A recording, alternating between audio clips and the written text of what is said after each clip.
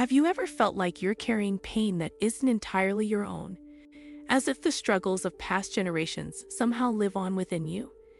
This isn't just imagination, it's called intergenerational trauma, and it shapes our emotions, relationships, and even our sense of identity in ways we may not fully realize.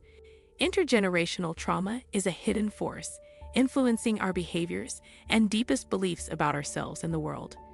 It is an invisible thread woven through family histories, connecting us to the past in ways we may not fully understand.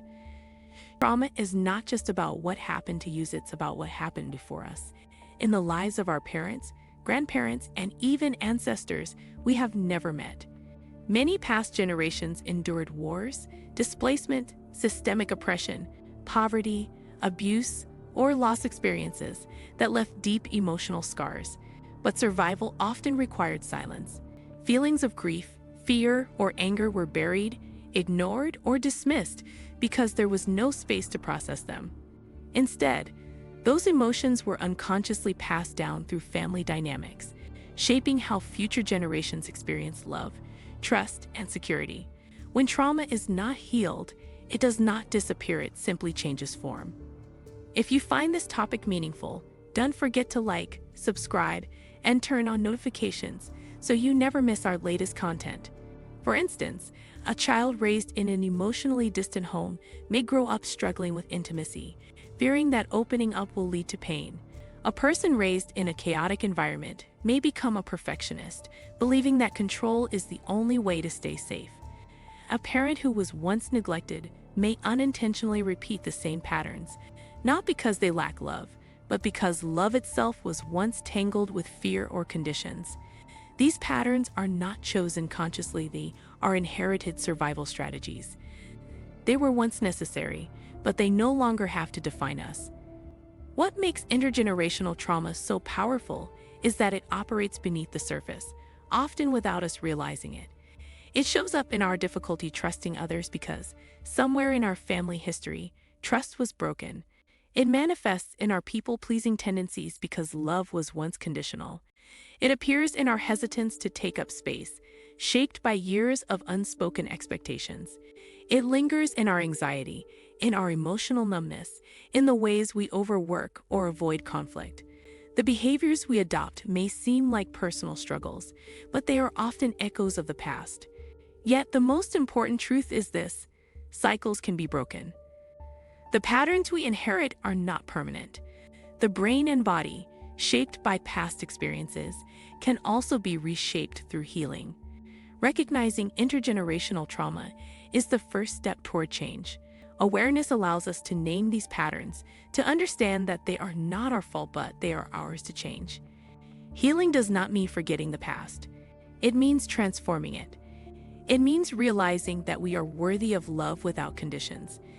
It means understanding that rest is not laziness, that trust can be rebuilt, and that safety is something we can create, not just something we long for.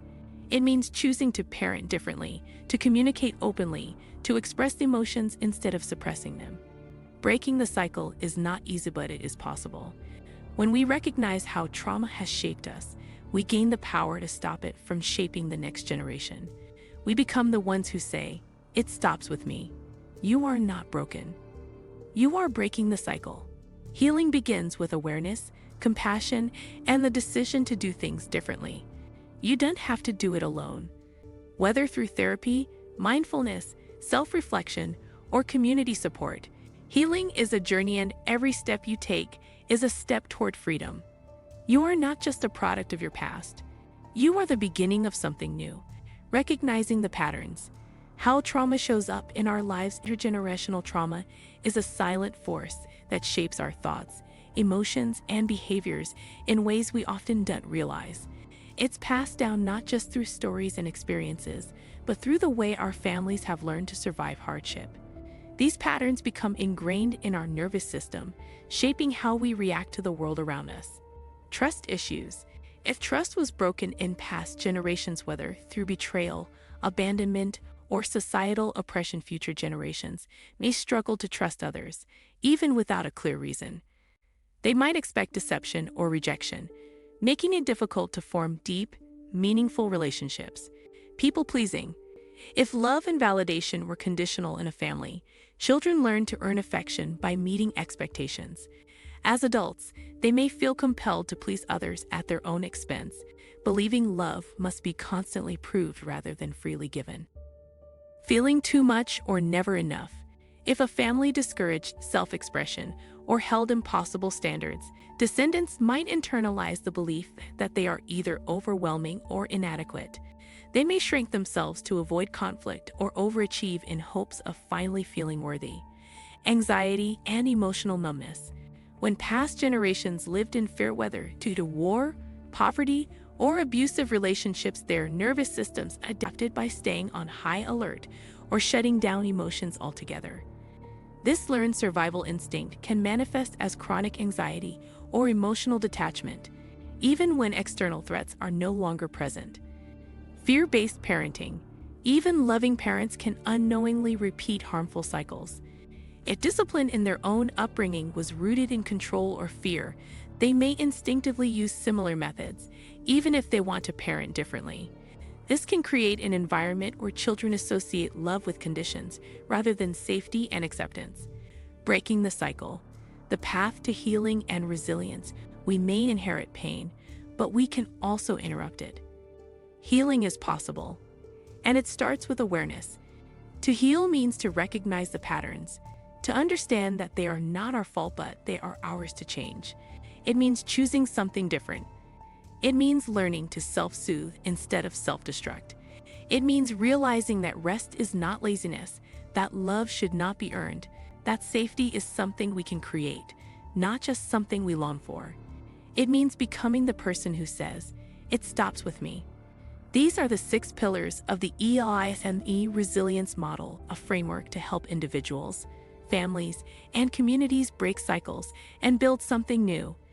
Empowerment to reclaim our story. Leadership to guide the next generation.